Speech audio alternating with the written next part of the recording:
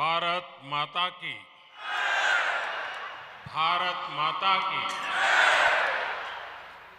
ಕರ್ನಾಟಕದ ಎಲ್ಲ ಸಹೋದರ ಸಹೋದರಿ ಯಾರಿಗೆ ನನ್ನ ನಮಸ್ಕಾರಗಳು. ताई भुवनेश्वरी को भी मेरा नमस्कार. मैं आदि चुनचुनागिरी और मेलुकोटे के गुरुओं के सामने भी नमन करता हूं. उनके आशीर्वाद की कामना करता हूं.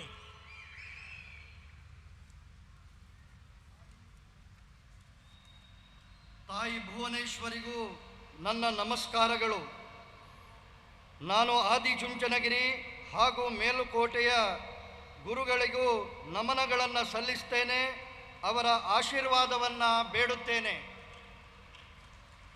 बीते कुछ समय में मुझे कर्नाटका के अलग अलग क्षेत्रों में जनता जनार्दन के दर्शन का अवसर मिला है. हर जगह कर्नाटका की जनता अभूतपूर्व आशीर्वाद दे रही है और मंड्या के लोगों के तो आशीर्वाद में भी मिठास होती है. सक्करे नगरा मधुर मंड्या. मंड्या के इस प्यार से, इस सत्कार से मैं अभिभूत हूं. मैं आप सभी का सर झुका करके वंदन करता हूं. ಕೆಲವು ಸಮಯಗಳಿಂದ ನನಗೆ ಕರ್ನಾಟಕದ ಬೇರೆ ಬೇರೆ ಪ್ರದೇಶದ ಜನಾರ್ದನರ ದರ್ಶನ ಮಾಡುವ ಅವಕಾಶ ಲಭಿಸಿದೆ. ಪ್ರತಿ ಸ್ಥಳದಲ್ಲಿಯೂ ಕರ್ನಾಟಕದ ಜನತೆಯ ಅಭೂತಪೂರ್ವ ಆಶೀರ್ವಾದವನ್ನು ನೀಡಿದ್ದಾರೆ. ಅದರಲ್ಲಿಯೂ ಮಂಡ್ಯದ ಜನರ ಆಶೀರ್ವಾದದ ಸವಿಯಲ್ಲಿ ಸವಿ ಮತ್ತು ಮಾಧುರ್ಯದಿಂದ ಕೂಡಿದೆ. ಸಕ್ಕರೆಯ ನಗರ ಮಧುರ ಮಂಡ್ಯದ ಈ ಪ್ರೀತಿಯ ಈ ಸತ್ಕಾರದಲ್ಲಿ ನಾನು ಮಿಂದು ಪುನೀತನಾಗಿದ್ದೇನೆ. ನಿಮಗೆಲ್ಲರಿಗೂ ನಾನು ಶಿರಬಾಗಿ ನಮಸ್ಕಾರವನ್ನು ಹೇಳ್ತೇನೆ. डबल इंजन सरकार का ये निरंतर प्रयास है कि आपके इस प्यार के, आपका जो ऋण है उसको हम ब्याज सहित चुकाएं, तेज विकास करके चुकाएं. अभी हजारों करोड़ रुपए के जिन इंफ्रास्ट्रक्चर प्रोजेक्ट का शिलान्यास और लोकार्पण यहां हुआ है, ये इसी प्रयास का हिस्सा है. ಡಬಲ್ ಇಂಜಿನ್ ಸರ್ಕಾರದ ನಿರಂತರ ಪ್ರಯತ್ನ ತಮ್ಮ ಈ ಪ್ರೀತಿಯ ಋಣವನ್ನು ಬಡ್ಡಿ ಸಹಿತವಾಗಿ ಹಿಂದಿರುಗಿಸುವಂಥದ್ದಾಗಿದೆ. ಈ ವೇಗದ ಅಭಿವೃದ್ಧಿ ಮಾಡಿ ಇದನ್ನು ತೀರಿಸುತ್ತೇವೆ. ಈಗ ತಾನೇ ಸಾವಿರಾರು ಕೋಟಿ ರೂಪಾಯಿಗಳ ಮೂಲಭೂತ ಸೌಕರ್ಯಗಳ ಯೋಜನೆಯ ಶಿಲಾನ್ಯಾಸ ಮತ್ತು ಲೋಕಾರ್ಪಣೆ ಆಗಿದೆ. ಇದು ಇದೇ ಪ್ರಯತ್ನದ ಭಾಗವಾಗಿದೆ. बीते कई दिनों से देश में बेंगलुरु मैसूरू एक्सप्रेसवे की बहुत चर्चा है. सोशल मीडिया पर एक्सप्रेसवे से जुड़ी तस्वीरें वायरल हो रही है. हर देशवासी की, हमारे युवाओं की ये इच्छा रही है कि ऐसे शानदार आधुनिक एक्सप्रेसवे भारत में हर जगह बने. आज वो बेंगलुरु मैसूरू एक्सप्रेसवे को देखकर हमारे देश के युवा गर्व से भरे हुए हैं. इस एक्सप्रेसवे से मैसूरू और बेंगलुरु के बीच का समय अब आधे से भी कम रह गया है। ಕಳೆದ ಕೆಲವು ದಿನಗಳಿಂದ ದೇಶದಲ್ಲಿ ಬೆಂಗಳೂರು ಮೈಸೂರು ಎಕ್ಸ್‌ಪ್ರೆಸ್ ವೇಯ ಬಗ್ಗೆ ಚರ್ಚೆ ನಡೆಯುತ್ತಿದೆ. ಸಾಮಾಜಿಕ ಮಾಧ್ಯಮಗಳಲ್ಲಿ ಎಕ್ಸ್‌ಪ್ರೆಸ್ ವೇಗೆ ಸಂಬಂಧಪಟ್ಟ ಚಿತ್ರಗಳು ವೈರಲ್ ಆಗಿವೆ. ಪ್ರತಿ ಭಾರತೀಯನಿಗೂ ಈ ದೇಶದ ಪ್ರತಿ ಯುವಕನಿಗೂ ಒಂದು ಇಚ್ಛೆ ಇತ್ತು. ಈ ದೇಶದ ರಸ್ತೆಗಳು ಅಭೂತಪೂರ್ವವಾಗಿ ಆಧುನಿಕವಾಗಿ ಆಗಬೇಕು. ಇವತ್ತು ಬೆಂಗಳೂರು ಮೈಸೂರಿನ ಈ ಹೆದ್ದಾರಿಯನ್ನು ನೋಡುವಾಗ ಆ ಯುವಕರ ಮನದಲ್ಲಿ ಹೆಮ್ಮೆ ಗರ್ವ ಮೂಡಿ ಬಂದಿದೆ. ಮತ್ತು ಈ ಕಾರಣಕ್ಕೆ ಮೈಸೂರು ಮತ್ತು ಬೆಂಗಳೂರಿನ ಮಧ್ಯದ ಪ್ರಯಾಣದ ಸಮಯ ಅರ್ಧಕ್ಕಿಂತಲೂ ಕಡಿಮೆಯಾಗಿದೆ. आज मैसूरू कुशलनगर 4 लेन का भी शिलान्यास हुआ है। ये सभी प्रोजेक्ट्स इस क्षेत्र में सबका विकास को और गति देंगे, समृद्धि के रास्ते खोलेंगे। आप सभी को कनेक्टिविटी के इन प्रोजेक्ट्स के लिए आप सबको बहुत बहुत बधाई। ಇವತ್ತು ಮೈಸೂರು ಮತ್ತು ಕುಶಾಲನಗರದ ಚತುಷ್ಪಥ ರಸ್ತೆಯ ಶಿಲಾನ್ಯಾಸವೂ ಆಗಿದೆ. ಈ ಎಲ್ಲ ಯೋಜನೆಗಳು ಈ ಕ್ಷೇತ್ರದ ವಿಕಾಸದ ಜೊತೆಗೆ ವೇಗವನ್ನು ನೀಡುತ್ತದೆ, ಸಮೃದ್ಧಿಯ ರಹದಾರಿಗಳನ್ನು ತೆರೆಯುತ್ತದೆ. ನಿಮಗೆಲ್ಲರಿಗೂ ಈ ಸಂಪರ್ಕದ ಯೋಜನೆಗಳಿಗಾಗಿ ತುಂಬಾ ತುಂಬಾ अभिनंदनेಗಳು. भारत में जब भी इंफ्रास्ट्रक्चर के विजन से जुड़ी चर्चा होती है तब दो महान विभूतियों का नाम हमेशा अग्रणी रहता है। कृष्णराजा वडियार और सर एम विश्वेश्वरैया, ये दोनों महापुरुष इसी धरती के संतान थे और उन्होंने पूरे देश को एक नई दृष्टि दी, ताकत दी। इन महान विभूतियों ने आपदा को अवसर में बदला, इंफ्रास्ट्रक्चर का महत्व समझा और ये आज की पीढ़ियों का सौभाग्य है।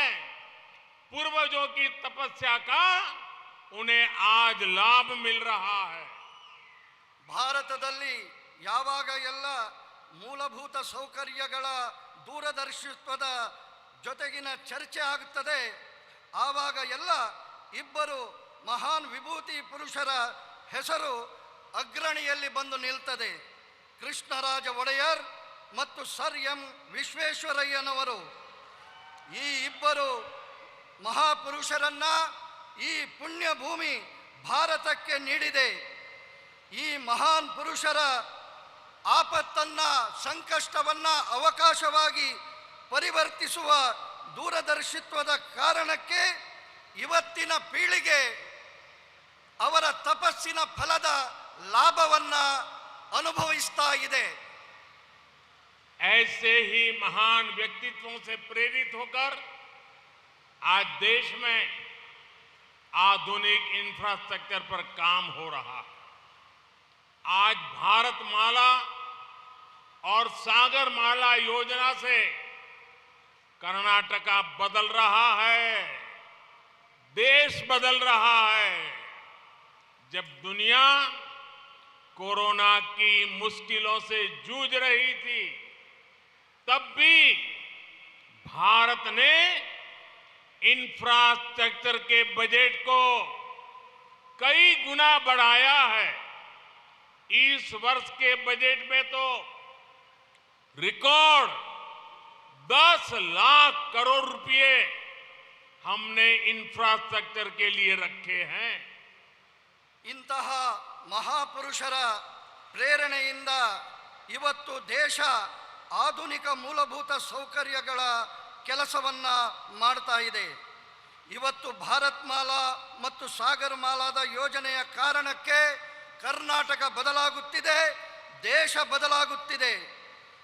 ಜಗತ್ತು ಕೊರೋನಾದ ಸಂಕಟದಲ್ಲಿ ಹೋರಾಡುತ್ತಿರುವಾಗ ಆಗಲೂ ಭಾರತದ ಮೂಲಭೂತ ಸೌಕರ್ಯಕ್ಕೆ ಬಜೆಟ್ನಲ್ಲಿ ಬಹಳಷ್ಟು ಅವಕಾಶವನ್ನು ಹೆಚ್ಚಿಗೆ ಮಾಡಿದೆ. ಈ ವರ್ಷದ ಬಜೆಟ್ನಲ್ಲಂತೂ 10 ಲಕ್ಷ ಕೋಟಿ ರೂಪಾಯಿಯನ್ನು ನಾವು ಮೂಲಭೂತ ಸೌಕರ್ಯಗಳಿಗಾಗಿ ಕಾದಿರಿಸಿದ್ದೇವೆ. इंफ्रास्ट्रक्चर अपने साथ सिर्फ सुविधा नहीं लाता, बल्कि ये रोजगार लाता है, निवेश लाता है, कमाई के साधन लाता है. सिर्फ कर्नाटका में ही बीते वर्षों में 1 लाख करोड़ रुपए से अधिक हाईवे से जुड़े प्रोजेक्ट्स में हमने पूंजी निवेश किया है. ಮೂಲಭೂತ ಸೌಕರ್ಯಗಳು ತನ್ನೊಂದಿಗೆ ಸೌಕರ್ಯವನ್ನು ಮಾತ್ರ ತರುವಂಥದ್ದಲ್ಲ, ಬದಲಾಗಿ ಉದ್ಯೋಗವನ್ನು ತರುತ್ತದೆ, ಹೂಡಿಕೆಯನ್ನು ತರುತ್ತದೆ, ಸಂಪಾದನೆಯ ಸಾಧನಗಳನ್ನು ತರುತ್ತದೆ. ಕೇವಲ ಕರ್ನಾಟಕದಲ್ಲಿ ಕಳೆದ ಕೆಲವು ವರ್ಷಗಳಲ್ಲಿ 1 ಲಕ್ಷ ಕೋಟಿ ರೂಪಾಯಿಗಿಂತಲೂ ಅಧಿಕವಾದಂತಹ ಹೈವೇ ಸಂಬಂಧಿತ ಯೋಜನೆಗಳಿಗಾಗಿ ಹಣವನ್ನು ಬಿಡುಗಡೆ ಮಾಡಿದೆ. बेंगलुरु और मैसूरू दोनों कर्नाटका के महत्वपूर्ण शहर है. एक शहर को टेक्नोलॉजी के लिए जाना जाता है तो दूसरे को ट्रेडिशन के लिए. इन दोनों शहरों को आधुनिक कनेक्टिविटी से जोड़ना कई अलग अलग दृष्टिकोण से बहुत महत्वपूर्ण है. ಬೆಂಗಳೂರು ಮತ್ತು ಮೈಸೂರು ಎರಡೂ ಕರ್ನಾಟಕದ ಮಹತ್ವಪೂರ್ಣ ನಗರಗಳಾಗಿವೆ. ಒಂದು ತನ್ನ ಟೆಕ್ನಾಲಜಿಗೆ ಪರಿಚಿತವಾಗಿದ್ದರೆ ಇನ್ನೊಂದು ತನ್ನ ಪರಂಪರೆಯ ಕಾರಣಕ್ಕೆ ಪರಿಚಿತವಾಗಿದೆ.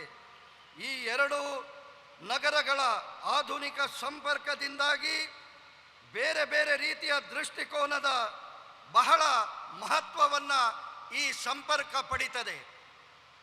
लंबे समय से दोनों शहरों के बीच यात्रा करने वाले लोग भारी ट्रैफिक की शिकायत करते थे, लेकिन अब एक्सप्रेसवे की वजह से ये दूरी सिर्फ 1.5 घंटे में पूरी की जा सकेगी. इससे इस पूरे क्षेत्र में आर्थिक विकास की रफ्तार बहुत तेज होने वाली है. ಬಹಳ ಸಮಯಗಳಿಂದ ಈ ಎರಡು ನಗರಗಳ ಪ್ರಯಾಣಿಕರು ಭಾರಿ ರೀತಿಯಲ್ಲಿ ವಾಹನದ ದಟ್ಟಣೆಯ ಕಾರಣಕ್ಕೆ ದೂರುಗಳನ್ನು ಸಲ್ಲಿಸ್ತಾ ಇದ್ದರು. ಇವತ್ತು ಈ ಎಕ್ಸ್ಪ್ರೆಸ್ ಹೈವೇಯ ಕಾರಣದಿಂದಾಗಿ ಈ ಪ್ರಯಾಣದ ದೂರವನ್ನು ಕೇವಲ 1.5 ಗಂಟೆಯಲ್ಲಿ ಪೂರ್ಣ ಮಾಡಲು ಸಾಧ್ಯವಾಗ್ತದೆ. ಇದರ ಕಾರಣಕ್ಕೆ ಈ ಪ್ರದೇಶದಲ್ಲಿ ಆರ್ಥಿಕತೆಯ ಅಭಿವೃದ್ಧಿಯ ವೇಗವು ಹೆಚ್ಚುತ್ತದೆ. ये एक्सप्रेसवे रामनगर और मंड्या से गुजर रहा है. यहां भी कई ऐतिहासिक धरोहर मौजूद है. इन शहरों में भी पर्यटन की संभावना बढ़ जाएगी. इससे मैसूरू तक पहुंचना आसान तो होगा ही, साथ ही मां कावेरी की जन्मस्थली कोडागु तक पहुंचना भी सरल हो जाएगा. ಈ ಎಕ್ಸ್ಪ್ರೆಸ್ ವೇ ರಾಮನಗರ ಮತ್ತು ಮಂಡ್ಯದ ಮೂಲಕ ಹಾದು ಹೋಗುತ್ತಿದೆ. ಇದು ಈ ಪ್ರದೇಶಗಳು ಕೂಡ ಐತಿಹಾಸಿಕ ಕಾರಣಕ್ಕೆ ಪ್ರಸಿದ್ಧವಾಗಿದೆ. ಇದರ ಕಾರಣಕ್ಕೆ ಇಲ್ಲಿ ಪ್ರವಾಸೋದ್ಯಮ ಹೆಚ್ಚಾಗುವ ಸಂಭವವಿದೆ.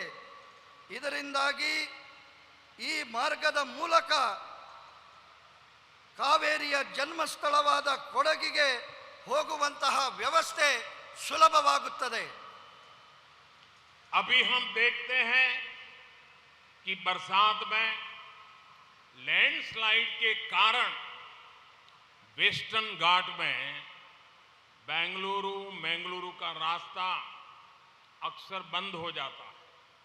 इससे इस क्षेत्र की पोर्ट कनेक्टिविटी प्रभावित होती है. मैसूरू कुशलनगर हाईवे के चौड़ीकरण से ये समस्या भी दूर हो जाएगी. अच्छी कनेक्टिविटी के चलते इस क्षेत्र में इंडस्ट्री का भी विस्तार बहुत तेजी से होगा. ನಾವು ನೋಡುತ್ತೇವೆ, ಮಳೆಗಾಲದ ಕಾಲದಲ್ಲಿ ಪಶ್ಚಿಮ ಘಟ್ಟಗಳಲ್ಲಿ ಭೂಕುಸಿತದ ಕಾರಣಕ್ಕೆ ಬೆಂಗಳೂರು ಮಂಗಳೂರು ರಸ್ತೆ ಆಗಾಗ ಬಂದ್ ಆಗ್ತದೆ. ಈ ಕ್ಷೇತ್ರದಲ್ಲಿ ಬಂದರಿನ ಜೊತೆಗಿನ ಸಂಪರ್ಕ ಈ ಕಾರಣಕ್ಕೆ ಪ್ರಭಾವಕ್ಕೆ ಒಳಗಾಗ್ತದೆ. ಮೈಸೂರು ಕುಶಾಲನಗರದ ಹೈವೇಯ ಅಗಲೀಕರಣ ಈ ಸಮಸ್ಯೆಯನ್ನು ದೂರ ಮಾಡುತ್ತದೆ. ಒಳ್ಳೆಯ ಸಂಪರ್ಕದ ಕಾರಣಕ್ಕೆ ಈ ಪ್ರದೇಶದಲ್ಲಿ ಕೈಗಾರಿಕೆಯ ವಿಸ್ತಾರವು ಬಹಳ ವೇಗವನ್ನು ಪಡೆಯುತ್ತದೆ. साल 2014 से पहले कांग्रेस की जो सरकार केंद्र में थी और मिलीजुली सरकार थी, भांति भांति लोगों के समर्थन से चल रही थी, उसने गरीब आदमी को, गरीब परिवारों को तबाह करने में कोई कसर बाकी नहीं छोड़ी थी. जो पैसा गरीब के विकास के लिए था, उसका हजारों करोड़ रुपए कांग्रेस की सरकार ने लूट लिया था. कांग्रेस को कभी गरीब के दुख दर्द से कोई फर्क नहीं पड़ा है. 2014ರ ಮೊದಲಿನ ಕೇಂದ್ರದ ಕಾಂಗ್ರೆಸ್ ಸರ್ಕಾರಗಳು ಬಡವರ ಬಗ್ಗೆ ಯಾವುದೇ ರೀತಿಯಲ್ಲಿಯೂ ಸಂವೇದನೆಯನ್ನ ತೋರಿಸಲಿಲ್ಲ. ಬಡವರ ದುಃಖ ನೋವುಗಳ ಪರಿಚಯ ಅವರಿಗೆ ಇರಲಿಲ್ಲ. ಕೇಂದ್ರದ ವಿಕಾಸಕ್ಕಾಗಿ ಬಡವರಿಗೋಸ್ಕರ ಕೊಟ್ಟಂತಹ ಸಾವಿರಾರು ಕೋಟಿ ರೂಪಾಯಿಯನ್ನ ಕಾಂಗ್ರೆಸ್ಸಿನ ಸರ್ಕಾರಗಳು ಲೂಟಿ ಮಾಡಿದವು. 2014 में जब आपने मुझे वोट देकर के सेवा का मौका दिया तो देश में गरीब की सरकार बनी. गरीब का दुख दर्द समझने वाली संवेदनशील सरकार बनी.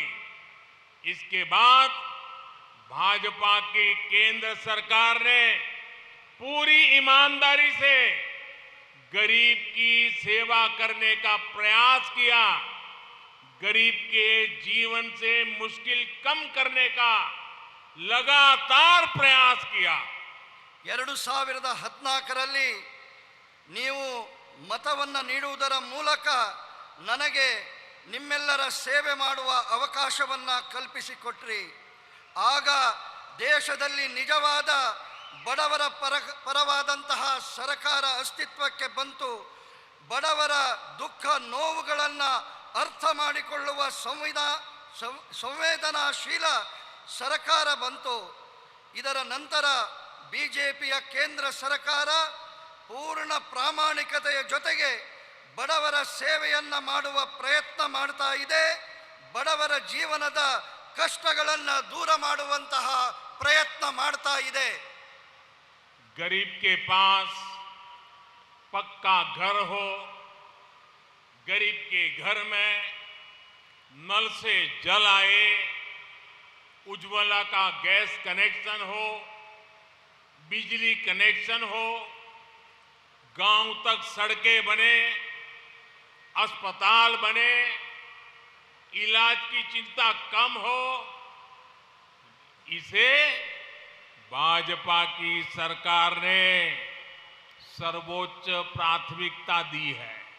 ಗರೀಬ್ ಬಡವನಿಗೆ ಸ್ವಂತ ಮನೆ ಇರಬೇಕು, ಮನೆಗೆ ನಲ್ಲಿ ನೀರಿನ ಸಂಪರ್ಕ ಇರಬೇಕು, ಅವನ ಬಳಿ ಉಜ್ವಲಾದ ಗ್ಯಾಸ್ ಕನೆಕ್ಷನ್ ಬೇಕು, ವಿದ್ಯುತ್ತಿನ ಕನೆಕ್ಷನ್ ಬೇಕು, ಗ್ರಾಮೀಣ ಪ್ರದೇಶಗಳಿಗೆ ರಸ್ತೆ ಬೇಕು, ಆಸ್ಪತ್ರೆಗಳು ಆಗಬೇಕು, ಅವರ ಚಿಕಿತ್ಸೆಯ ಚಿಂತೆ ದೂರ ಆಗಬೇಕು.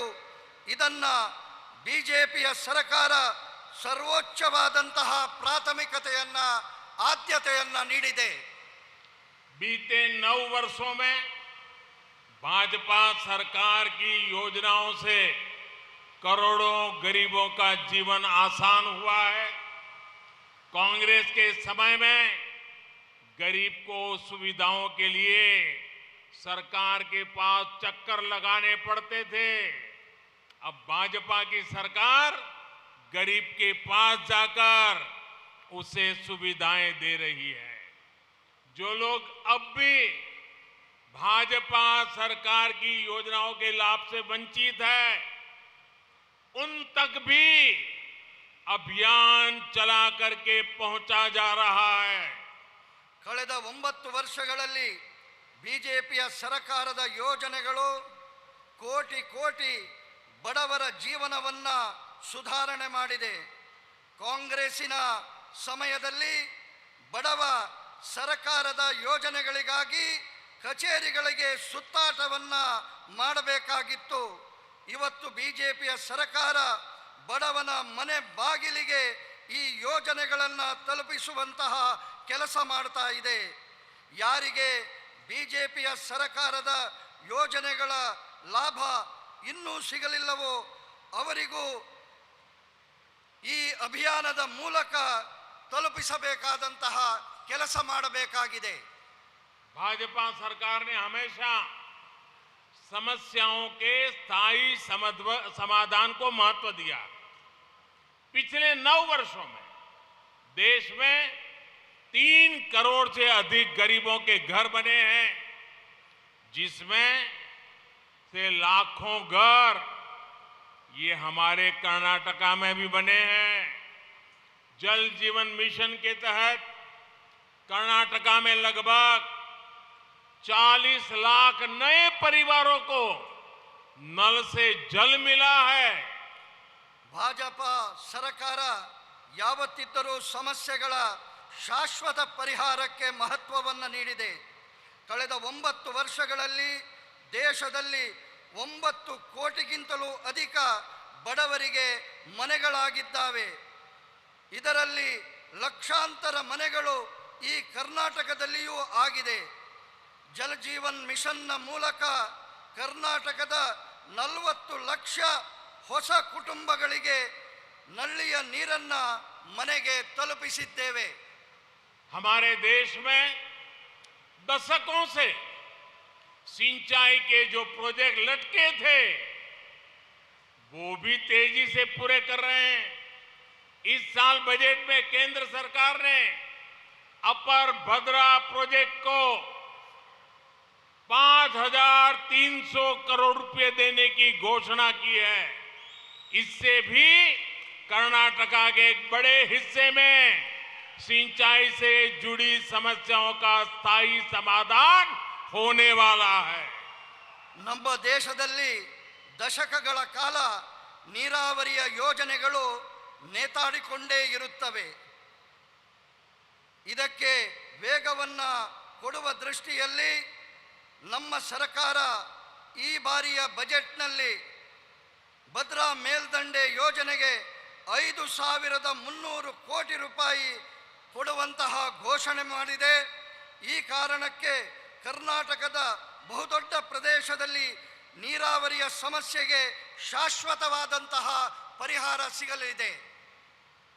किसानों की छोटी छोटी समस्याओं को दूर करके भी भाजपा सरकार उनकी चिंता का स्थायी समाधान कर रही है। पीएम किसान सम्मान निधि के तहत कर्नाटका के किसानों के बैंक खातों में 12,000 करोड़ रुपए सीधे ट्रांसफर किए गए हैं। यहां मंड्या के भी 2.25 लाख किसानों के बैंक खातों में 600 करोड़ रुपए केंद्र की भाजपा सरकार ने भेजे हैं। ರೈತರ ಸಣ್ಣ ಸಣ್ಣ ಸಮಸ್ಯೆಗಳಿಗೂ ಕೂಡ ದೂರ ಮಾಡುವಂತಹ ಪ್ರಯತ್ನವನ್ನ ಭಾರತೀಯ ಜನತಾ ಪಾರ್ಟಿಯ ಸರ್ಕಾರ ಶಾಶ್ವತ ಪರಿಹಾರದ ಮೂಲಕ ಮಾಡುವಂತಹ ಪ್ರಯತ್ನ ಮಾಡ್ತಾ ಇದೆ. PM ಕಿಸಾನ್ ಸಮ್ಮಾನ್ ನಿಧಿಯ ಮೂಲಕ ಕರ್ನಾಟಕದ ರೈತರ ಬ್ಯಾಂಕ್ ಖಾತೆಗಳಿಗೆ 12,000 ಕೋಟಿಗಿಂತಲೂ ಅಧಿಕವಾದಂತಹ ಹಣ ನೇರವಾಗಿ ಅವರ ಖಾತೆಗೆ ಜಮೆಯಾಗಿದೆ. ಈ ಮಂಡ್ಯದಲ್ಲಿಯೂ ಕೂಡ 3.25 ಲಕ್ಷ ರೈತರ ಖಾತೆಗಳಿಗೆ 600 ಕೋಟಿ ರೂಪಾಯಿಗಿಂತಲೂ ಅಧಿಕ ಕೇಂದ್ರ ಸರ್ಕಾರ ನೀಡಿದೆ. वैसे मैं भाजपा की कर्नाटक की सरकार का एक और बात के लिए भी प्रशंसा करूंगा। PM किसान सम्मान निधि में केंद्र सरकार जो 6,000 रुपया भेजती है, कर्नाटका सरकार उसमें 4,000 रुपया और जोड़ देती है। यानी डबल इंजन सरकार में किसानों को डबल लाभ हो रहा है, उनकी समस्याओं का समाधान हो रहा है। ನಾನು ಒಂದು ಮಾತಿಗಾಗಿ ಕರ್ನಾಟಕದ ಸರ್ಕಾರವನ್ನ ಅಭಿನಂದಿಸುತ್ತೇನೆ. PM ಕಿಸಾನ್ ಸಮ್ಮಾನ್ ನಿಧಿಯ ಜೊತೆಗೆ ಕೇಂದ್ರ ಸರ್ಕಾರದ 6,000 ಜೊತೆಗೆ ಕರ್ನಾಟಕದ ಸರ್ಕಾರವು 4,000 ರೂಪಾಯಿಯನ್ನು ಜೋಡಿಸಿ ನೀಡುತ್ತಿದೆ. ಈ ಕಾರಣಕ್ಕೆ ಡಬಲ್ ಇಂಜಿನ್ ಸರ್ಕಾರದ ಕಾರಣಕ್ಕೆ ರೈತರಿಗೆ ಡಬಲ್ ಲಾಭ ಆಗ್ತಾ ಇದೆ, ಅವರ ಸಮಸ್ಯೆಗಳಿಗೆ ಪರಿಹಾರ ಸಿಗ್ತಾ ಇದೆ. कर्नाटका के सक्करे नगरा मधुर मंड्या के हमारे गन्ना किसानों को दशकों से एक और समस्या का सामना करना पड़ता था। गन्ने की पैदावार ज्यादा हो तो भी मुसीबत, गन्ना कम पैदा हो तो भी मुसीबत। इस वजह से चीनी मिलों पर गन्ना किसानों का बकाया सालों साल चलता रहता था। ಕರ್ನಾಟಕದ ಸಕ್ಕರೆಯ ನಗರ ಮಧುರ ಮಂಡ್ಯದ ಕಬ್ಬು ಬೆಳೆಗಾರರಿಗೆ ದಶಕಗಳಿಂದ ಒಂದು ಸಮಸ್ಯೆ ಯಾವಾಗಲೂ ಎದುರಿಸಬೇಕಾಗ್ತದೆ. ಕಬ್ಬು ಬೆಳೆ ಹೆಚ್ಚಾದಾಗಲೂ ಸಮಸ್ಯೆ, ಕಬ್ಬು ಬೆಳೆ ಕಡಿಮೆಯಾದಾಗಲೂ ಸಮಸ್ಯೆ. ಈ ಕಾರಣಕ್ಕೆ ಸಕ್ಕರೆಯ ಕಾರ್ಖಾನೆಗಳ ಮೇಲೆ ಕಬ್ಬು ಬೆಳೆಗಾರರ ಅವಲಂಬನೆ ನಡೀತಾ ಇರ್ತಿತ್ತು. इस समस्या का कोई न कोई समाधान करना तो जरूरी था। किसानों के हित को प्राथमिकता देने वाली भाजपा सरकार ने एक रास्ता चुना, इथेनॉल का। हमने तय किया कि गन्ने से बनने वाले इथेनॉल का उत्पादन बढ़ाएंगे, यानी गन्ने की ज्यादा पैदावार होने पर उससे इथेनॉल बनाया जाएगा। इथेनॉल से किसान की आय सुनिश्चित की जाएगी। ಈ ಸಮಸ್ಯೆಗೆ ಒಂದು ಪರಿಹಾರವನ್ನ ಹುಡುಕುವಂಥದ್ದು ಅಗತ್ಯ ಇತ್ತು. ರೈತರ ಹಿತಕ್ಕೆ ಪ್ರಾಥಮಿಕತೆಯನ್ನು ನೀಡುವಂತಹ ಬಿಜೆಪಿ ಸರ್ಕಾರ ಒಂದು ಉಪಾಯವನ್ನ ಇಥೆನಾಲ್ ಉತ್ಪಾದನೆಯ ಮೂಲಕ ಹುಡುಕಿತು. ನಾವು ನಿಶ್ಚಯ ಮಾಡಿದೆವು, ಕಬ್ಬಿನಿಂದ ಉತ್ಪಾದನೆ ಆಗುವಂತಹ ಇಥೆನಾಲ್ನ ಉತ್ಪಾದನೆಯನ್ನು ಹೆಚ್ಚಿಗೆ ಮಾಡುತ್ತೇವೆ. ಅಂದರೆ ಕಬ್ಬಿನಿಂದ ಹೆಚ್ಚಿನ ಉತ್ಪತ್ತಿಯನ್ನು ಮಾಡುವುದರ ಮೂಲಕ ಇಥೆನಾಲ್ನ ಹೆಚ್ಚಿನ ಉತ್ಪಾದನೆ ಜೊತೆಗೆ ಕಬ್ಬು ಬೆಳೆಗಾರರಿಗೆ ಹೆಚ್ಚಿನ ಸುಸ್ಥಿರ ಅಭಿವೃದ್ಧಿ ಇದರಿಂದ ಸಾಧ್ಯ. पिछले वर्ष ही देश की चीनी मिलों ने 20,000 करोड़ रुपए का इथेनॉल तेल कंपनियों को बेचा। इससे गन्ना किसानों को समय पर भुगतान करने में मदद मिली है। 13-14 के बाद से लेकर पिछले सीजन तक 17,000 करोड़ रुपए का इथेनॉल चीनी मिलों से खरीदा गया है। ये पैसा गन्ना किसानों तक पहुंचा है। ಕಳೆದ ವರ್ಷ ದೇಶದ ಸಕ್ಕರೆ ಕಾರ್ಖಾನೆಗಳಿಂದ 20,000 ಕೋಟಿ ರೂಪಾಯಿಯ ಇಥೆನಾಲ್ ಅನ್ನು ತೈಲ ಕಂಪನಿಗಳಿಗೆ ಮಾರಾಟ ಮಾಡಿದೆ. ಇದರಿಂದಾಗಿ ಕಬ್ಬು ಬೆಳೆಗಾರರ ಸಮಯಕ್ಕೆ ಸರಿಯಾಗಿ ಹಣವನ್ನು ಪಾವತಿಸುವುದಕ್ಕೆ ಸಹಾಯವಾಗಿದೆ. 2013-14ರ ನಂತರ ಕಳೆದ ಸೀಸನ್ವರೆಗೂ 70,000 ಕೋಟಿ ರೂಪಾಯಿಯ ಇಥೆನಾಲ್ ಚೀನಾ ಸಕ್ಕರೆ ಕಾರ್ಖಾನೆಗಳಿಂದ ಕ್ರಯಕ್ಕೆ ತೆಗೆದುಕೊಂಡಿದೆ. ಈ ಹಣ ಕಬ್ಬು ಬೆಳೆಗಾರರಿಗೆ ತಲುಪಿದೆ. इस वर्ष के केंद्र सरकार के बजट में भी किसानों के लिए विशेष रूप से गन्ना किसानों के लिए अनेक प्रावधान किए गए हैं। शुगर कोऑपरेटिव्स के लिए 10,000 करोड़ रुपए की मदद हो, टैक्स में छूट हो, इससे गन्ना किसानों को लाभ होगा। ಈ ವರ್ಷವೂ ಕೇಂದ್ರ ಸರ್ಕಾರ ಬಜೆಟ್ನಲ್ಲಿ ರೈತರಿಗಾಗಿ ವಿಶೇಷವಾಗಿ ಕಬ್ಬು ಬೆಳೆಗಾರರಿಗೆ ಅನೇಕ ಯೋಜನೆಗಳನ್ನು ಘೋಷಣೆ ಮಾಡಿದೆ. ಸಕ್ಕರೆಯ ಸಹಕಾರಿ ಸಂಘಗಳಿಗೆ 10,000 ಕೋಟಿ ರೂಪಾಯಿಯ ಸಹಾಯಧನ, ತೆರಿಗೆಯಲ್ಲಿ ರಿಯಾಯಿತಿ, ಇದರಿಂದ ಕಬ್ಬು ಬೆಳೆಗಾರರಿಗೆ ಲಾಭವಾಗಲಿದೆ. हमारा देश अवसरों की धरती है। दुनिया भर के लोग भारत में अपनी संभावनाएं तलाश रहे हैं। 2022 में भारत में रिकॉर्ड विदेशी निवेश आया। इसका सबसे बड़ा लाभ ये हमारे कर्नाटका को हुआ। कोरोना काल के बावजूद कर्नाटका में लगभग 4 लाख करोड़ रुपए का निवेश हुआ है। ये डबल इंजन सरकार की मेहनत दिखाता है। ಇವತ್ತು ನಮ್ಮ ದೇಶ ಅವಕಾಶಗಳ ಭೂಮಿಯಾಗಿ ಪರಿವರ್ತನೆಯಾಗಿದೆ. ಜಗತ್ತಿನ ಎಲ್ಲ ಜನರು ಭಾರತದಲ್ಲಿ ತಮ್ಮ ಅವಕಾಶಗಳ ಹುಡುಕಾಟವನ್ನು ಮಾಡ್ತಾ ಇದ್ದಾರೆ. 2022ರಲ್ಲಿ ಭಾರತದಲ್ಲಿ ವಿದೇಶಿ ಹೂಡಿಕೆ ಬಂದಿದೆ, ದಾಖಲೆ ಪ್ರಮಾಣದಲ್ಲಿ ಬಂದಿದೆ. ಇದರ ದೊಡ್ಡ ಲಾಭ ಕರ್ನಾಟಕಕ್ಕೆ ಆಗಲಿದೆ. ಕರ್ನಾಟಕ ಕೊರೋನಾ ಕಾಲದ ಹೊರತಾಗಿಯೂ ಕರ್ನಾಟಕದಲ್ಲಿ ಸುಮಾರು 4 ಲಕ್ಷ ಕೋಟಿ ರೂಪಾಯಿಯ ಹೂಡಿಕೆ ಆಗಿದೆ. ಇದು ಡಬಲ್ ಎಂಜಿನ್ ಸರ್ಕಾರದ ಪರಿಶ್ರಮವನ್ನು ತೋರಿಸುತ್ತದೆ. कर्नाटका में आईटी के अलावा बायोटेक्नोलॉजी से लेकर डिफेंस मैन्युफैक्चरिंग तक हर सेक्टर का विस्तार हो रहा है। डिफेंस, एरोस्पेस और स्पेस सेक्टर में अभूतपूर्व निवेश हो रहा है। अब कर्नाटका इलेक्ट्रिक व्हीकल मैन्युफैक्चरिंग में भी तेजी से आगे बढ़ रहा है। ಕರ್ನಾಟಕದ ಮಾಹಿತಿ ತಂತ್ರಜ್ಞಾನದ ಹೊರತಾಗಿ ಬಯೋಟೆಕ್ನಾಲಜಿಯನ್ನು ಪ್ರಾರಂಭಗೊಂಡು ರಕ್ಷಣಾ ಉತ್ಪಾದನೆಯಲ್ಲಿಯೂ ವಲಯದಲ್ಲಿಯೂ ವೇಗವನ್ನು ಪಡೆದಿದೆ. ರಕ್ಷಣಾ ವಲಯ, ವಿಮಾನ ವಲಯ, ಅದೇ ರೀತಿ ಬಾಹ್ಯಾಕಾಶಗಳ ವಲಯದಲ್ಲಿ ಅಭೂತಪೂರ್ವವಾದಂತಹ ಹೂಡಿಕೆ ಆಗ್ತಾ ಇದೆ. ಇವತ್ತು ಕರ್ನಾಟಕ ವಿದ್ಯುತ್ ವಾಹನಗಳ ತಯಾರಿಕೆಗೆ ಬಹಳ ವೇಗವನ್ನು ನೀಡಿದೆ.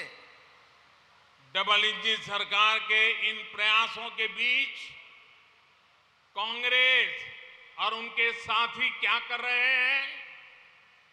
कांग्रेस ने तो एक काम लिया है सर पे। कांग्रेस मोदी की कब्र खोदने का सपना देख रही है। कांग्रेस मोदी की कब्र खोदने में बिजी है और मोदी बेंगलुरु मैसूरू एक्सप्रेस वे बनाने में बिजी है। कांग्रेस मोदी की कब्र खोदने में व्यस्त है और मोदी गरीब का जीवन आसान बनाने में व्यस्त है।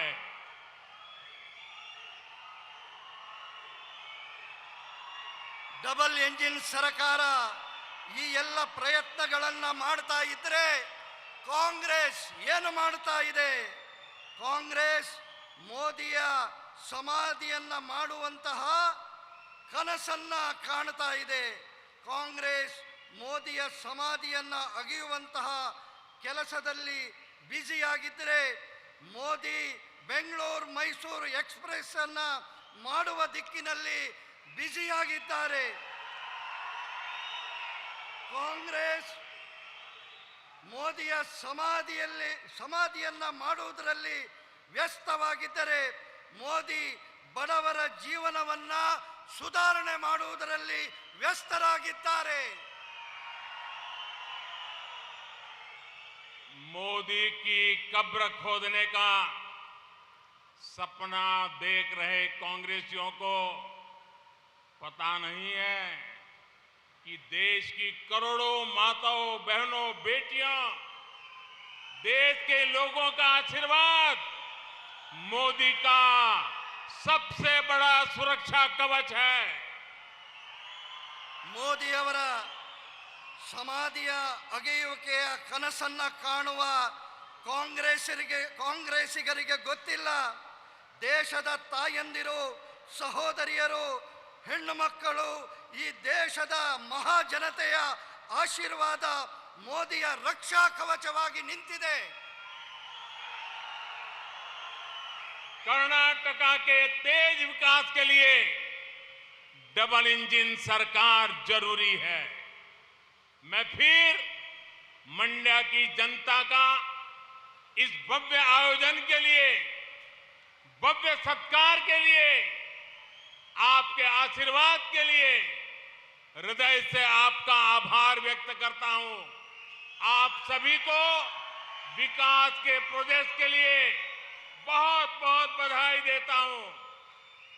ಕರ್ನಾಟಕದ ಈ ವೇಗದ ವಿಕಾಸಕ್ಕೆ ಡಬಲ್ ಇಂಜಿನ್ ಸರ್ಕಾರದ ಅಗತ್ಯ ಇದೆ.